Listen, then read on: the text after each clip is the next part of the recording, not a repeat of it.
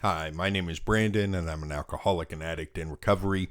Today I want to talk about where addiction comes from, and there's a lot of different contributors to addictive behavior. There's a lot of contributing factors to the development of substance use disorders. But one of the factors that a lot of the people that I have read agree on is that most people who are suffering some kind of addiction, if not all of them, have some sort of trauma in their background that they have not processed or dealt with. And that is part of the package that leads to their substance use behavior.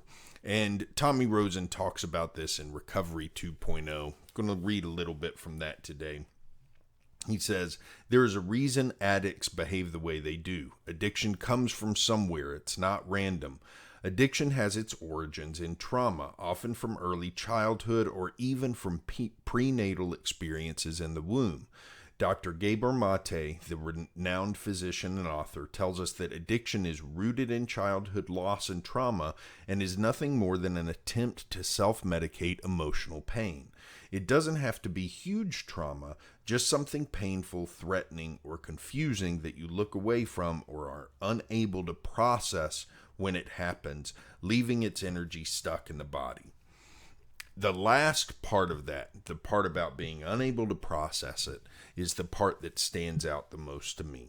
Because when I look back, and I've said this a couple of times in my process of recovery, that I didn't suffer any trauma as a child. And when I say that, I mean that I didn't have any events such as any events like getting molested or getting kidnapped or being beaten to an inch of my life, or any of these things. We associate trauma with almost life or death type situations, and with horror and these types of situations that we just are almost unimaginable. But that's not all that can be classified as traumatic. I also went through a lot of events in my childhood that were fairly difficult for me to go through, and most importantly, that I didn't process at the time. I was bullied in school. I had a lot of expectations of me, not just from parents, but other people as well, that put me in what people would call a fixed mindset, where I started to get very judgmental of people. And so I wasn't very good at the way I perceived other people's expectations. And I never got a chance to address that.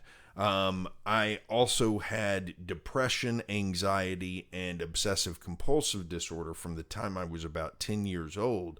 And while we addressed some of the issues related to that by finding the right medication and dosage and things like that, we never really addressed the mindset that I had that led to those disorders.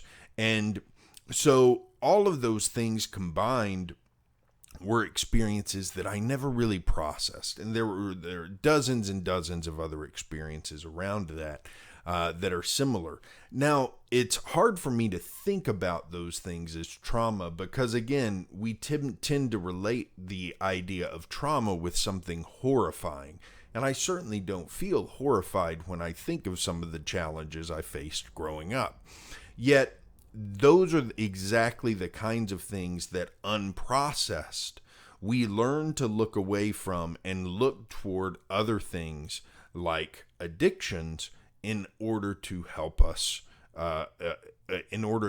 avoid facing them. And so I feel like when we look at trauma as something that all of us in some way, shape, or form experience, the question then becomes, okay, well, is it that the people who develop substance use disorders just don't know effective means of processing their trauma? And indeed, that's what a lot of doctors think. And a big part of my treatment was when I went to residential treatment, was sitting in what were called process groups, so that we could learn, so that those of us in treatment could learn how to process the feelings we had, the anxieties we had, and even the past events of our lives that had brought us up to that point. Learning to process and deal with your emotions is something that, when the more people that I talk to who have substance use disorder and are recovering from it, the more I realize we need massive help in this aspect. Learning how to process my emotions and then react to the world around me, not simply based on my gut emotional instincts, but based on reason and based on a more refined perspective about the world. That's become one of the most challenging aspects of recovery for me. And to do that, I had to look directly at the trauma that I'd faced in my past and really get my head wrapped around what had really happened there. And in almost all cases, what was my part in that?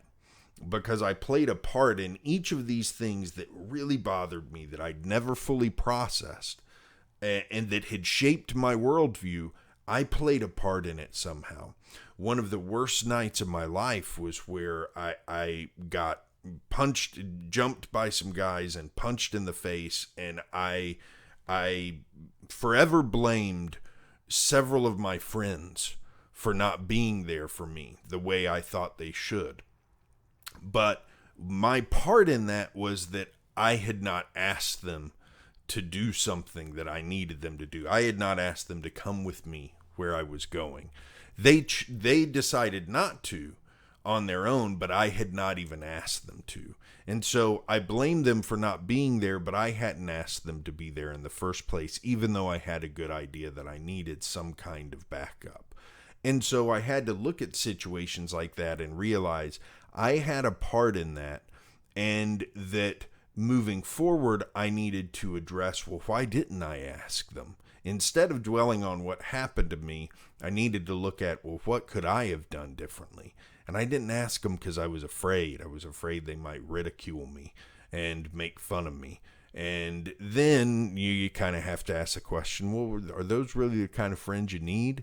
And you go through all of these kinds of things in order to process the events of the past so that you have a better perspective moving forward and aren't driven by the traumatic things that happened to you in the past. Now, look, I'll be the first to admit that it's pretty easy for me to go through a processing situation with something like getting jumped. That happens to a lot of people growing up. And it's, I didn't suffer any major medical consequences or anything. And so it's pretty easy for me to sit here and process that. A lot of other people need significant attention from professionals to help process that, process the events of their lives. And especially some of the more long-term traumatic events that people suffer with,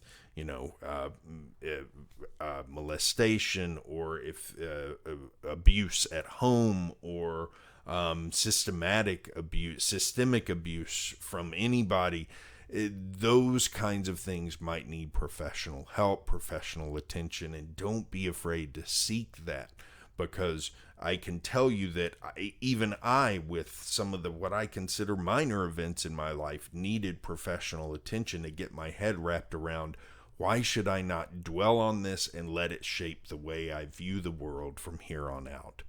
But by addressing things, by processing them, I got to the root of why I needed to escape with alcohol and drugs.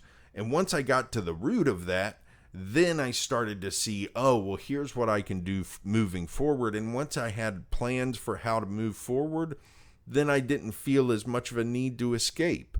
And you just keep doing that and keep doing that. And as you continue to gain skills in how to process your emotions, then the likelihood that you develop more traumatic experiences moving forward and that you have a situation where you don't process a traumatic experience appropriately, that likelihood diminishes. And with that comes an increased likelihood that you'll be able to stay on the road to recovery. That's all I got for today. Have a good one. I'll be back tomorrow with more.